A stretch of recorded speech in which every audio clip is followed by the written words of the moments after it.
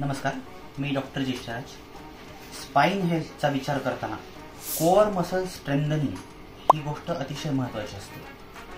कुठल्याही सायटिका किंवा discogenic back pain किंवा मणक्यातील कुठल्याही व्याधीसाठी मणक्याच्या बाजूला असलेले मसल्स किंवा स्नायू यांचं स्ट्रेंथनिंग असल्याशिवाय त्या डिसीजची ट्रीटमेंट करता येते. फिजिओथेरपीमध्ये एक्झॅक्टली आपण याच गोष्टीवरती कॉन्सन्ट्रेट करतो.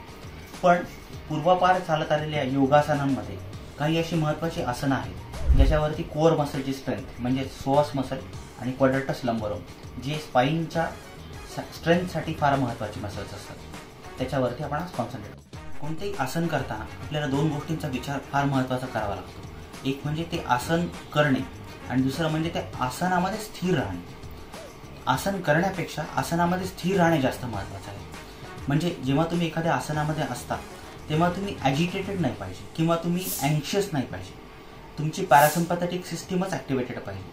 सिम्पॅथेटिक सिस्टीम ॲक्टिवेशनमुळे तुमचा हार्ट रेट वाढतो, तुम्ही अनस्टेबल होता किंवा तुम्ही त्या पोझिशनमध्ये अनकम्फर्टेबल असता. अनकम्फर्टेबल असणं ह्या तुमच्या हेल्थसाठी चांगलं नाही आहे. तर आपल्या शरीराला ट्रेनिंग देणं त्यासाठी आवश्यक आहे. कोणत्याही आसनामध्ये आपण जेव्हा शांत स्थिर असतो त्यावेळेसच त्या आसनाचे बेनिफिट्स आपल्याला मिळायला लागतात.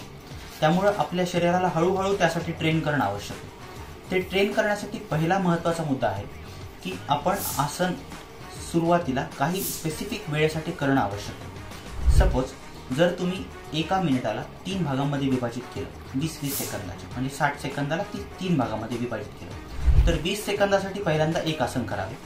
त्याच्यामध्ये आपली ब्रीदिंग स्लो पाहिजे आणि 20 सेकंदानंतर आसन बदलावे. असे हळूहळू तुमच्या जेव्हा शरीराची कॅपॅसिटी वाढत जाते ज्यामुळे आपण आपल्या कोअर मसलची स्ट्रेंथ मेंटेन करू शकतो आणि ते आसन आपण आज काही पाहणार आहोत.